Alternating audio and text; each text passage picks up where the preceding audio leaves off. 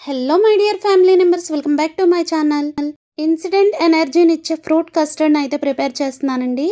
ముందుగా స్టవ్ మీద కళాయి పెట్టి 1/2 లీటర్ వరకు పాలు తీసుకున్నానండి. మీడియం ఫ్లేమ్లో పెట్టి మాత్రమే నేను అరిగిస్తున్నానండి. ఒక 2 నిమిషాల పాటు మూత అయితే పెడుతున్నాను. ఈలోగా 2 స్పూన్లు సగ్గుబియ్యం అయితే తీసుకుని శుభ్రంగా కడిగి కొంచెం వాటర్ వేసి పక్కన పెట్టానండి. 2 నిమిషాల తర్వాత మూత తీస్తున్నానండి. ఈ పాలు కొంచెం మరుగుతూ ఉన్నాయండి. ఈ విధంగా పాలు మరిగేటప్పుడు ముందుగా నానబెట్టుకున్న సగ్గుబియ్యం వేసేస్తున్నానండి. సగ్గుబియ్యం వేసి ఒకసారి అయితే కలిపేస్తున్నాను. ఈ విధంగా కలపకపోతే సగ్గుబియ్యం ఉండలుగా ఉంటాయండి. కస్టర్డ్ పౌడర్ అయితే తీసుకున్నానండి, వెనిలా ఫ్లేవర్. ఇవి డిమార్ట్లో అవైలబుల్గా ఉంటాయండి. మీరు పాలు తీసుకున్న క్వాంటిటీని బట్టి అయితే ఈ పౌడర్ తీసుకోవాలండి. నాకైతే 2 స్పూన్ల వరకు సరిపోతుంది. 1/2 లీటర్ పాలకి 2 స్పూన్లు అయితే తీసుకున్నానండి. ఉండలు లేకుండా అయితే ఈ విధంగా స్మూత్గా కలిపి పక్కన పెట్టుకుంటున్నాను. ఇలా కలిపి పక్కన పెట్టిన తర్వాత సగ్గుబియ్యం ఉడికాయో లేదా అనేది ఒకసారి చెక్ చేస్తున్నానండి. సగ్గుబియ్యం అయితే పూర్తిగా ఉడికిపోయాయి. నేనైతే 2 స్పూన్ల వరకు సగ్గుబియ్యం తీసుకున్నానండి. కావాలంటే ఇంకొంచెం వేసుకోవచ్చు. పాలు మరిగేటప్పుడే మనం కలిపి పక్కన పెట్టుకున్న కస్టర్డ్ పౌడర్ అయితే వేసి కలపాలండి.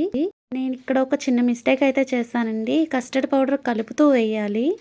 వీడియో షూట్ చేయడం వల్ల నేనైతే ఒక చేత్తో పట్టుకుని మాత్రమే ఇలా వేసినందుకు నాకు కొంచెం ఉండలుగా అయితే అయిందండి. వెంటనే నేను స్టవ్ ఆపేసి మొత్తం కలిపేసాను.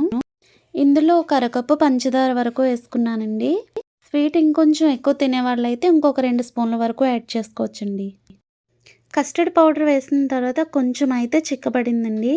ఈ కన్సిస్టెన్సీలో వచ్చేంత వరకు మరిగించుకుంటే చాలు. 1/2 స్పూన్ వరకు ఇలాచీ పొడి వేసానండి. నచ్చితే వేసుకోవచ్చు, లేదంటే స్కిప్ చేయొచ్చు. ఈ విధంగా వేసుకొని బాగా అయితే కలిపేస్తున్నానండి.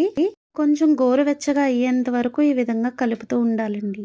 అంటే పైన తొరక కట్టేస్తుంది.